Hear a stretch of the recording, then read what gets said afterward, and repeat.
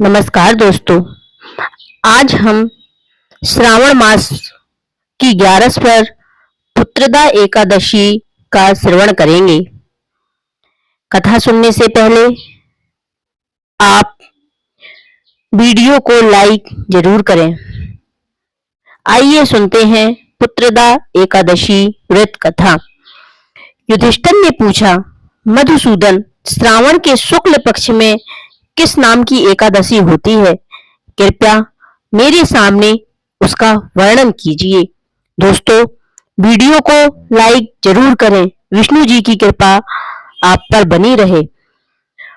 तब भगवान श्री कृष्ण बोले, राजन, प्राचीन काल की बात है। द्वापर युग के प्रारंभ का समय था।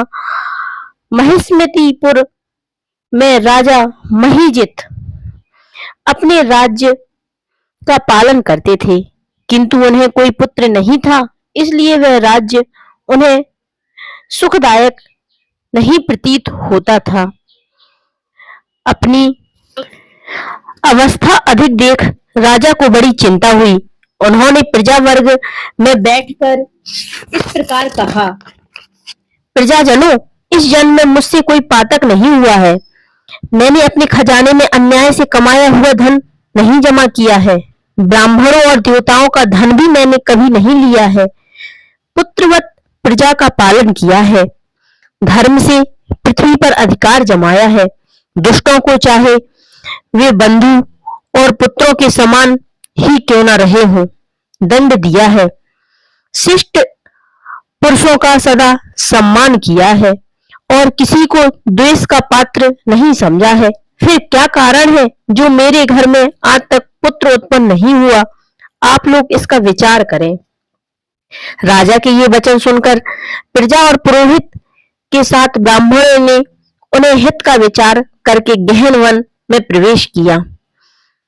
राजा का कल्याण चाहने वाले वे सभी लोग इधर उधर घूमकर ऋषि सेवित आश्रमों की तलाश करने लगे। इतनी में उन्हें मुनि श्रेष्ठ लोमस ऋषि जी के दर्शन हुए। लोमस जी धर्म के तत्वज्ञ, संपूर्ण शास्त्रों के विशिष्ट विद्वान, दीर्घायु और महात्मा है। उनका शरीर लोम से भरा हुआ है। वे ब्रह्मा जी के समान तेजस्वी है। एक एक कल्प बीतने पर उनके शरीर पर एक एक लोम विशीर्ण होता है, टूटकर गिरता है, इसलिए उनका नाम लोमस हुआ है।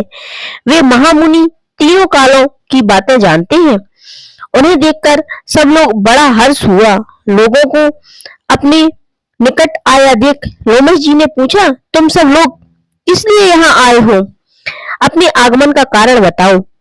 तुम लोगों के लिए तो हितकर कार्य होगा, उसे मैं अवश्य करूंगा। प्रजाजनों ने कहा, ब्राह्मण, इस समय महीजित नाम वाले जो राजा हैं, उन्हें कोई पुत्र नहीं है। हम लोग उन्हीं की प्रजा हैं, जिनका उन्होंने पुत्र की भांति पालन किया है।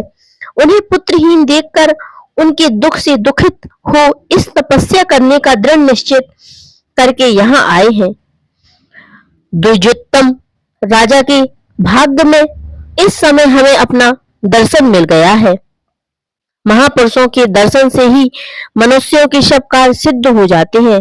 मुनि, अब हमें उस उपाय का उपदेश दीजिए जिससे राजा को पुत्र की प्राप्ति हो। उनकी बात सुनकर महर्षि लोमस 2 घड़ी के लिए ध्यान मग्न हो गए। तत्पश्चात राजा के प्राचीन जन्म का वृत्तांत जानकर उन्होंने कहा, प्रजावृंत सुनो। राजा महीजित पूर्व जन्म में मनुष्यों को चूसने वाला धनहीन वैश्य था। वह वैश्य गांव-गांव घूमकर व्यापार किया करता था। एक दिन ज्येष्ठ के शुक्ल पक्ष में 10वीं तिथि को जब दोपहर का सूर्य तप रहा था, वह किसी गांव की सीमा में एक जलाशय पर पहुंचा। पानी से भरी हुई बावली देखकर वैश्य ने वहां जल पीने का विचार किया। इतने में वहां अपने बछड़े के साथ एक गौ भी आ गई। वह प्यास से व्याकुल और ताप से पीड़ित थी, अतः बावली में जाकर जल पीने लगी। वैश्य ने पानी पीती हुई गाय को हाँककर दूर हटा दिया और स्वयं पानी पीने लगा। उसी पाप कर्म के कारण राजा इस समय पुत्रहीन हुए हैं। किसी जन्म के पुण्य से इन्हें निष्कंटक राज्य की प्राप्ति हुई है।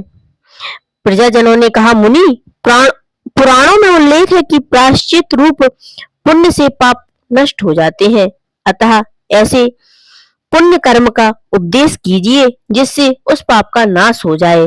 लोमश जी बोले, प्रजाजनों, श्रावण मास की शुक्ल पक्ष में जो एकादशी होती है वह पुत्रदा के नाम से विख्यात है।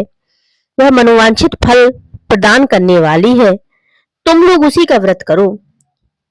यह सुनकर प्रजाजनों ने मुनि को नमस्कार किया और नगर में आकर विधि पूर्वक पुत्रदा एकादशी के व्रत का अनुष्ठान किया। उन्होंने विधि पूर्वक जागरण भी किया और उसका निर्मल पुण्य राजा को अर्पण कर दिया। तत्पश्चात रानी ने गर्भ धारण किया और प्रसव का समय आने पर एक बलवान रूपी पुत्र को जन्म दिया। इसका महात्म्य सुनकर मनुष्य पापों से मुक्त हो जाता है तथा इहलोक में सुख पाकर परलोक में स्वर्गीय गति को प्राप्त करता है। बोलिए पुत्रदा एकादशी की जय।